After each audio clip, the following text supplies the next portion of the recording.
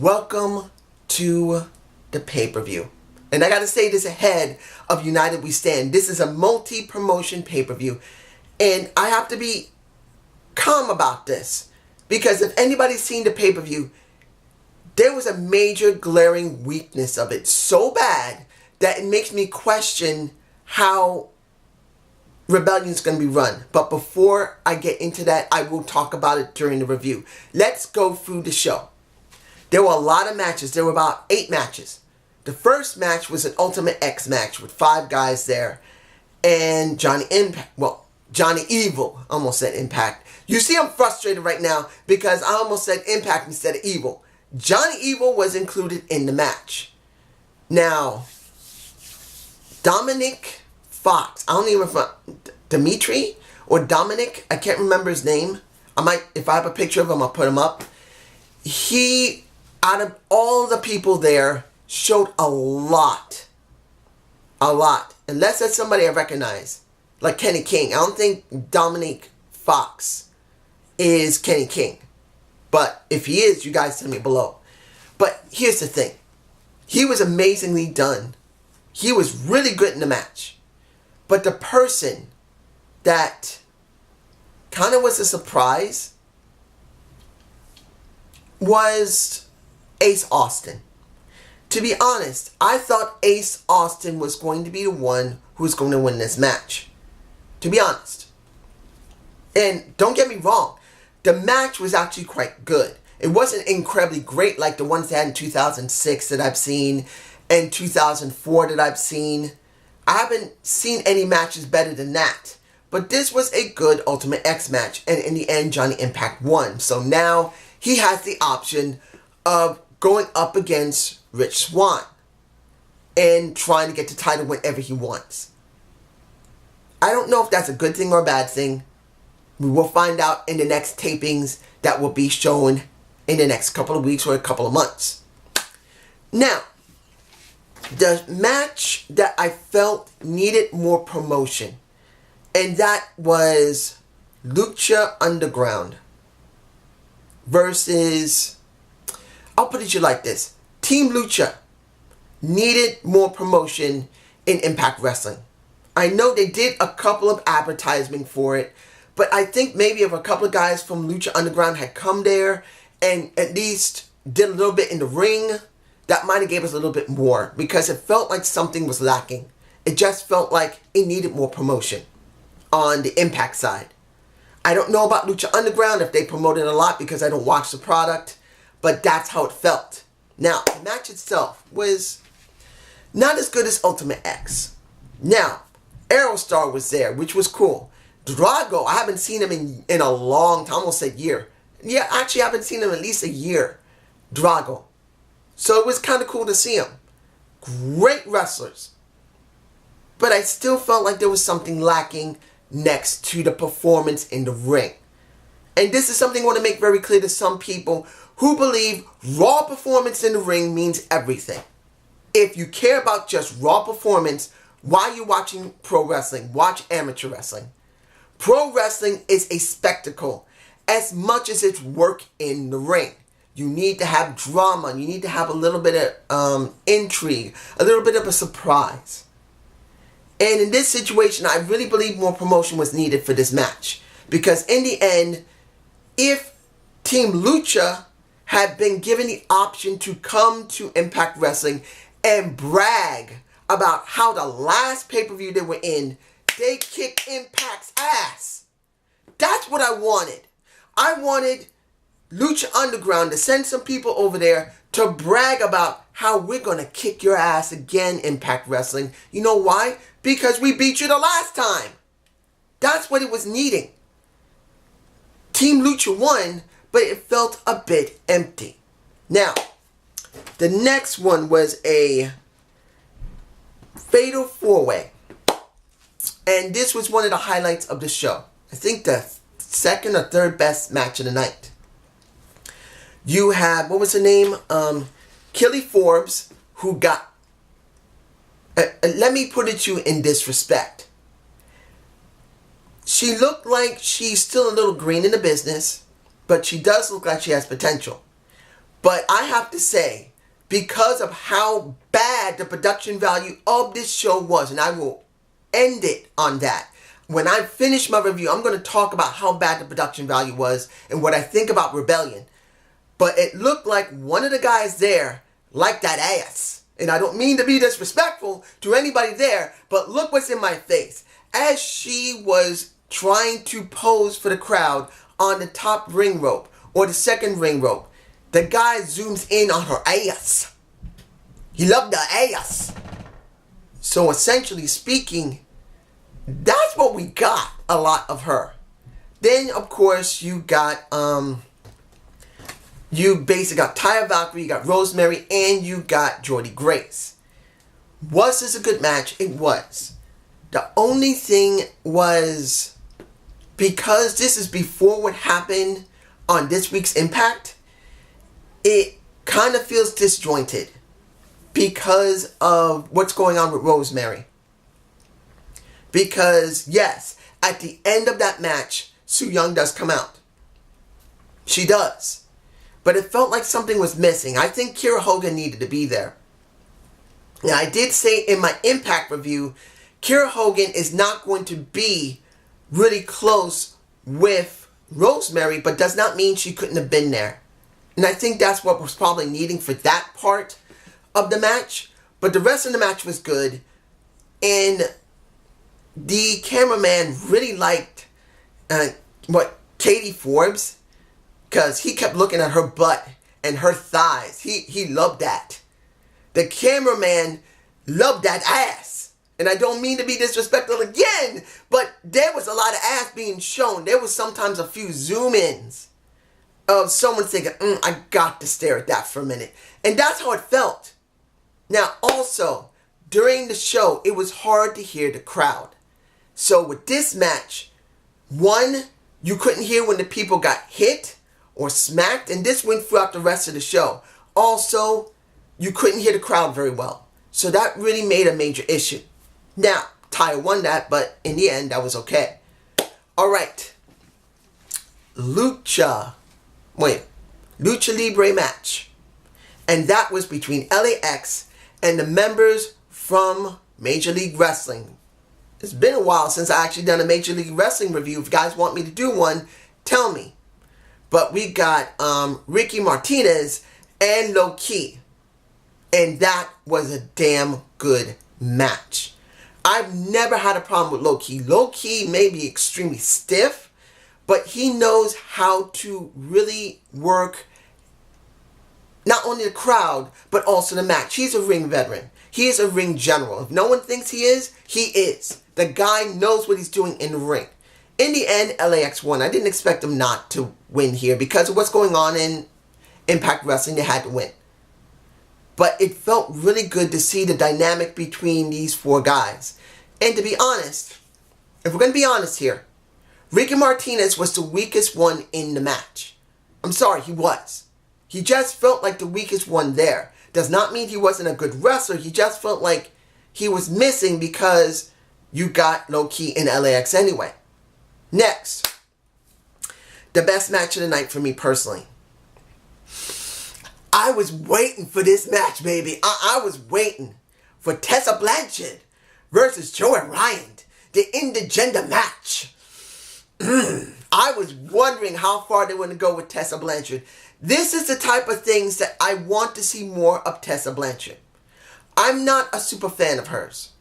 I've said she's improved a lot. She's improved her ring work because she is an adaptive wrestler. She hasn't worked on her mic skills, which was lacking badly. So she has improved herself more than like a Charlotte. But in this situation where she's well outside the comfort zone of just having a regular match or a regular story, she's dealing with a guy who uses his dick as a weapon. Legitimately, he uses his penis as a weapon. And I'm sorry for anyone who didn't like hearing the word D, the D word. But it has to be stated because of how Joey Ryan's character works. Joey Ryan is like a porn star in wrestling.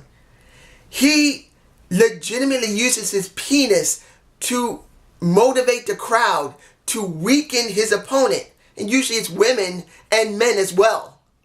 So when it came to this match, I wanted to see how Tessa Blanchard was going to deal with this. This was a really important match for her because this was going to see, can she go outside her comfort zone and play to a penis? Not a guy, but to a penis. And honestly, you can see some of the scenes that's been playing right here on my shoulder, and the scene of her getting her hand grabbed and put on Joey Ryan's package.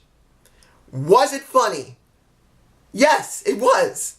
Did she do a decent job? Yes, she did. And she played up to her original character. She doesn't give a damn about who she's in the ring. She believes she is the best pure wrestler, not women's wrestler, male wrestler.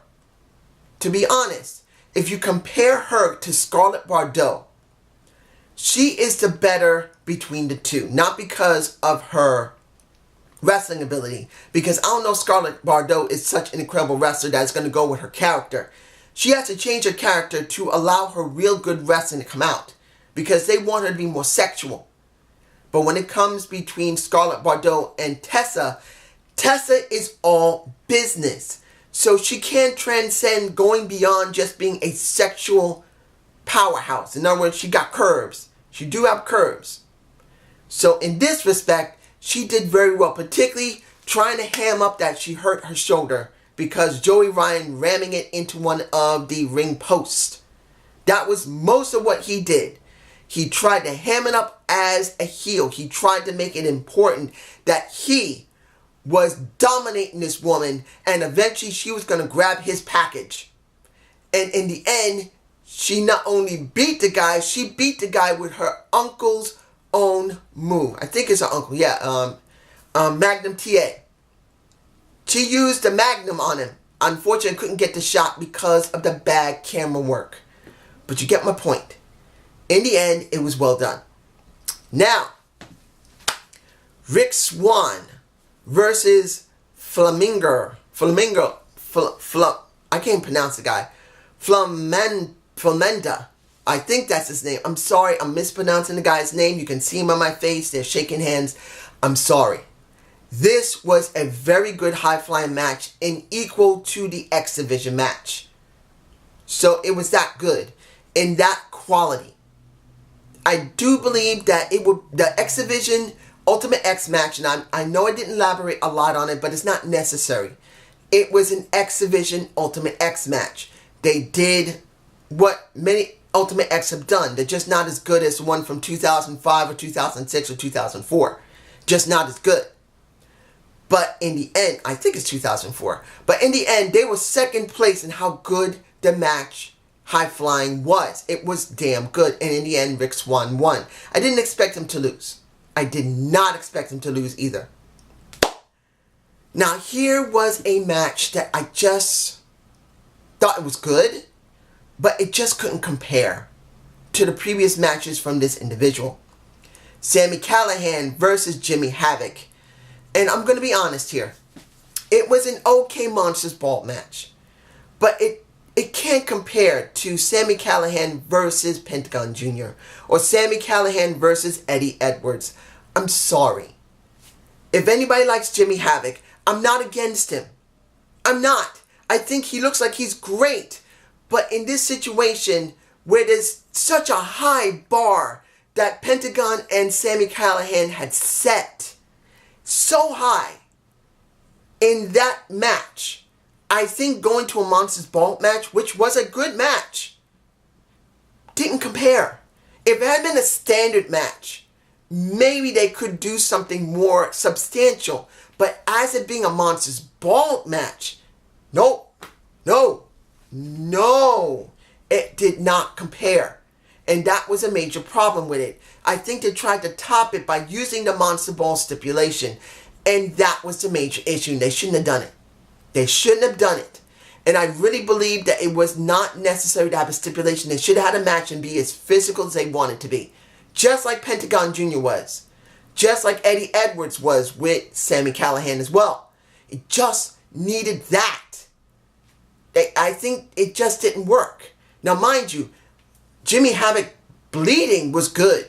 Seeing that Jimmy Havoc used a stapler to staple Sammy to the chest, staples to the chest, to the groin, and vice versa, you got Sammy stapling stuff to Havoc's head, supposedly. But in the end, it just was not, it was not enough.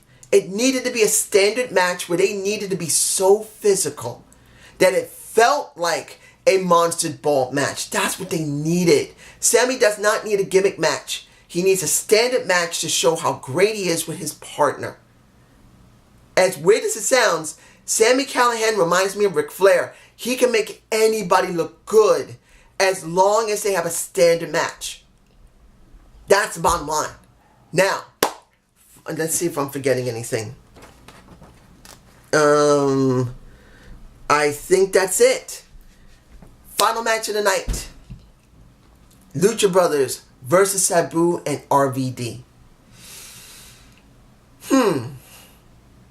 The woman that came out with Sabu looked damn hot. It's kind of a shame she didn't involve herself in the match. I think she could have involved herself a little bit. Because I think it might have been needed a little bit. Because due to the fact of the sound quality being so bad, and I'm going to elaborate on everything in a minute, I think they needed something extra. I just felt like the match itself was good, and seeing that the Lucha Brothers were put over was very good because they needed to be put over, but they needed something extra. Particularly, it just seemed like there was always a major issue with the production value, and they needed something more to try and compensate. And it was not an incredible match. It was a good match. I did enjoy. And Lucha Brothers won. They had a hug at the end in almost darkness. And the camera was in a bad position. And that was the end of the show. How was this show rated? I'll say that you can easily see any of the matches. And they were all good to great. Tessa Blanchard and Joey Ryan's match was great. You cannot say it wasn't a great match. The X Division Ultimate X match was good. Damn good. The Fatal 4-Way for the women was good. Let's see here. Jimmy Havoc and Sami Callihan. If you like Monster Ball matches, you will really like this. And the last match of the night would be probably the last thing I would suggest you consider, but doesn't mean you need to see it. Even though it is what you would consider it to be, a nostalgia match. But that's just my point of view. This is where I'm now going to tear the entire pay-per-view apart. Now, I want to make this clear. When you see the pay-per-view, you'll love the matches. But the production value of the show was so horrid. And I'm repeating this again, like I said in the beginning of the show. This review, because I'm still mad about it. This is a multiple promotion pay-per-view. I don't know if the other promotions kept recordings of it. It's possible Triple H showed this. Probably not. Major League Wrestling, maybe. Lucha Underground will probably show snippets of it. What is it? WrestlePro maybe will show snippets of it. But if this was all Impact by itself, the production value was so bad. And I've seen them in different venues. And yes, there's been some problems periodically where there was maybe something wrong with the sound or the camera work wasn't very good. But in this situation, I'm sorry. Those were impacts. Themed impacts in some cases. This was a freaking pay-per-view. They needed to do. One, they needed to work out the lighting. And I can understand it's very difficult in a venue where you just can't position it right. Two, they definitely need to work with the camera work. They need to make sure the cameras were working properly. In other words, whoever was in the production truck needed to be on their game and should have, and I should recommend them from now on, if they're doing the same thing, leave it at long, wide camera angles. Doing close-up does not work, particularly that your people cannot back up in time. Or particularly if they're not the ones who are controlling the cameras, if the people in the venue are controlling the cameras, you needed to have wide open shots. You cannot have close range because it freaking sucks. Most of the best moves, we couldn't see any of it. When Rick Swan with Flamingo, I think Flamingo, whatever his name was, when there was supposedly a really special move, we couldn't see it because the camera work was so bad that the guy either was too close to the ring, or the ones in the production truck did not switch to the big wide angle that got the entire ring. This was bad. Audio was so bad. They made the theme music so loud that you could not hear the commentators talk. And then worse, and I say this clear as someone who is limited in his understanding and production of audio and video. I'm not a big person who has a lot of equipment. I got a damn camera in front of me. I have a computer that runs Linux that uses software that can do some adjustments in basic editing and post. But they have a full production equipment. How come they could not raise and amplify the commentators' voices every time they had theme music playing in the background? Why didn't they raise the voices on the commentators? Why? Why were the commentators completely drowned out? Why? And I know people are going to say, well, there's music playing, blasting in the mics. No. Sorry. They could have lowered the music to a certain extent and then raised the mics up, because their mouths are where my finger is and their voices can easily be a lot louder than the damn music. I wanted to like this pay-per-view.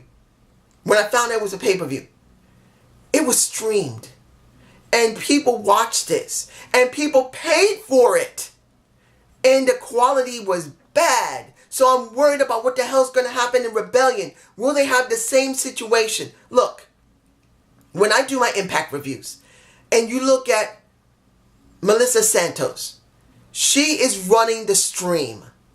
She's running the damn live stream.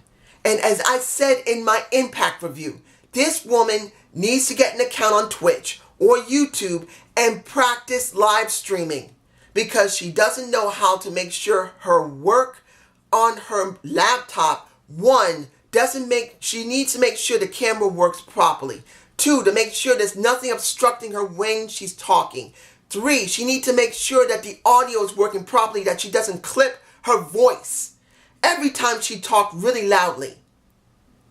It was bad for her. This is what I saw on this show. It was bad for this show. And as much as I'm chewing the hell out of this show, I loved the matches. So that makes me angrier that I loved the matches. Joey Ryan and Tessa Blanchard was the match I was looking for, and it fulfilled what I liked. Tessa did a good job. And I want to just say this show is good and great, but I cannot. With this production value, they need to step up the game and stop messing up. No matter what venue you're in, make sure you know what the hell you're doing. A lot of times the audio was cutting out as well. I'm sorry. I'm ranting. I'm sorry. This is a long video, so I'll give it to you in this respect. Taking away, if you lasted this long, taking away from the production value, the show was very good. I liked it. I enjoyed the matches. Tessa Blanchard and Joey Ryan was my favorite. The second one was Ultimate X. That was pretty damn good. The women Fatal 4-Way was damn good, but I can't put it as second in line due to the fact that, as you can see in my face, camera work was bad and the guy was zooming in on her ass. As much as I like a nice woman's ass, I am looking at a wrestler that I want to see if I want to be interested in, if she's coming to Impact. I don't need to see how damn thick her ass cheeks and her thighs are. I want to know what she's like, not how big her ass is. But that's just my point of view. Have a good day, have a good night, peace, and look for my WrestleMania review.